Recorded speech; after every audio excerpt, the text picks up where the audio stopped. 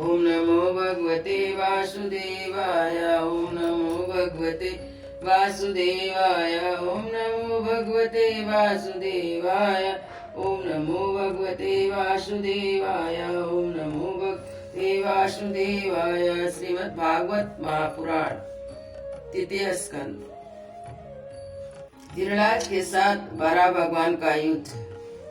श्री मैत्रेय जी ने कहा, तात वरुण जी की यह बात सुनकर वह मनुत्मत बड़ा प्रसन्न हुआ और उसने उनके इस कथन पर कि तू उनके हाथ से मारा जाएगा कुछ भी ध्यान नहीं दिया और नारद जी से श्री हरि का पता लगाकर रसातल में पहुंच गया। वहां उसने विश्व विजयी बरा भगवान को अपनी दाढ़ों की नोक पर पृथ्वी को ऊपर की ओर ले जाते हुए देखा। वे अपने लाल लाल चमकीले नेत्रों से उसके तेज को हरे लेते थे।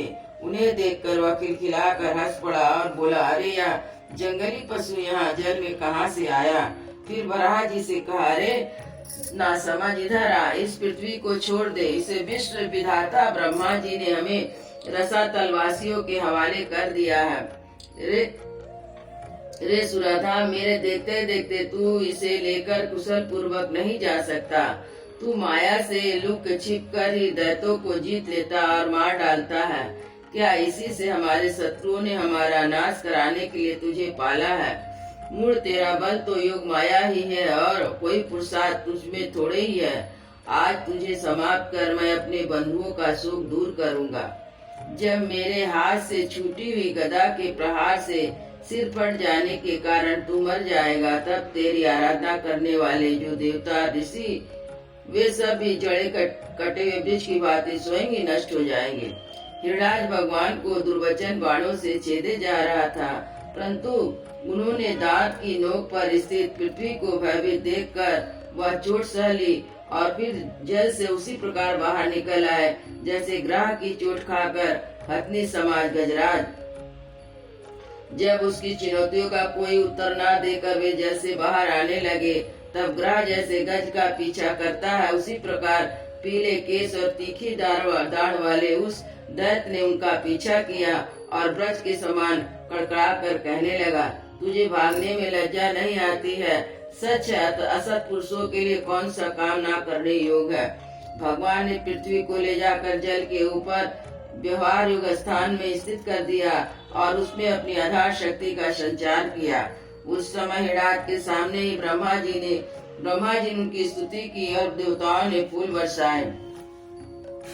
तब श्री हरि ने बड़ी भारी गदा ली अपने पीछे आ रहे हिरणाज से, जो सोने के आभूषण अद्भुत कवच धारण किए था, अपने कटु वाक्यों से उन्हें निरंतर मर्माहत कर रहा था। अत्यंत क्रोधपूर्वक हंसते हुए कहा, श्री भगवान ने कहा, अरे सचमुच ही हम जंगली जीव हैं। हम तुझ जैसे ग्राम सिंहों को ढूंढते फिरते हैं। दुष्ट वीर पुरुष तुझ जैसे मृत्यु पास में बंधे हुए अभागे जीवों की आत्मश्लाघा पर ध्यान नहीं देते।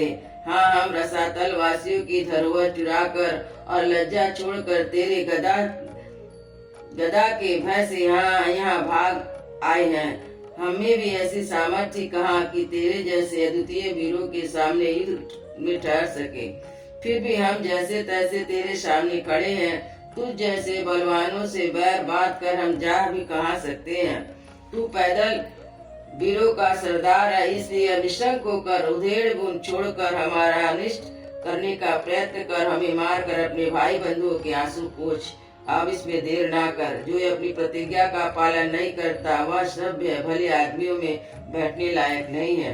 मैत्रेय जी कहते हैं, विदुर जी, जब भगवान ने रोज से उस दैत्य का इस प्रकार खूब उपहास और तिरस्कार किया, तब वह पकड़कर खिलाए जाते हुए सर्प के समान क्रोध से तिलमिला उठा। वह खींच कर लंबी लंबी सांसें लेने लगा। उसकी इंद्रियां क्रोध से क्षुब्ध हो उठी। उस दैत्य ने बड़े वेग से लपक कर भगवान पर गदा का प्रहार किया, किंतु भगवान ने अपनी छाती पर चलाई हुई शत्रु की गदा के प्रहार को कुछ टेढ़े होकर बचा लिया। ठीक वैसे ही जैसे योग सिद्ध पुरुष मृत्यु के आक्रमण से अपने को बचा लेता है। फिर जब वह क्रोध से ओठ चबाता है अपनी गदा लेकर बार बार घुमाने लगा, तब श्री हरि कुपित होकर बड़े वेग से उसकी ओर झपटे। स्वयं स्वभाव विदुर जी, जब प्रभु ने शत्रु की दाएं बाह पर गदा की चोट की, किंतु गदा युद्ध में कुशल हिड़ाज ने उसे बीच में ही अपनी गदा पर ले लिया। इस प्रकार श्री हरि और हिड़ाज एक दूसरे को जीतने की इच्छा से अत्यंत कुद होकर आपस में अपनी अपनी गदाओं से प्रहार करने लगे। उस समय उन दोनों में ही जीतने की होड़ लग गई। दोनों की अंग गदाओं की चोट से घायल हो गए। अपने अंगों के गाहों में बहने वाले रुधिर की गंध से दोनों के ही क्रोध बढ़ रहा था और दोनों ही तरह तरह के पैतरे बदल रहे थे। इस प्रकार गौ के लिए आपस में लड़ने वाले दो साड़ों के समान इन दोनों को एक दूसरे को जीतने की इच्छा बड़ा भयंकर युद्ध हुआ। विदुर जी, जब इस प्रकार हिड़ाच और माया से बड़ा रूप धारण करने वाले भगवान यज्ञमूर्ति पृथ्वी के लिए द्वेष बात कर युद्ध करने लगे, तब उसे देखने के लिए वह ऋषियों के सहित ब्रह्मा जी भी आए। वे हजारों ऋषियों से घिरे हुए थे। जब उन्होंने देखा कि दैत्य बड़ा सूरवीर है, उसमें भय का नाम भी नहीं, तो मुकाबला करने में भी सामर्थ्य है और उसके पराक्रम को चूर करने का बड़ा कठिन काम है, तब वे भगवान आदि शुक्र रूप नारायण से इस प्रकार कहने लगे।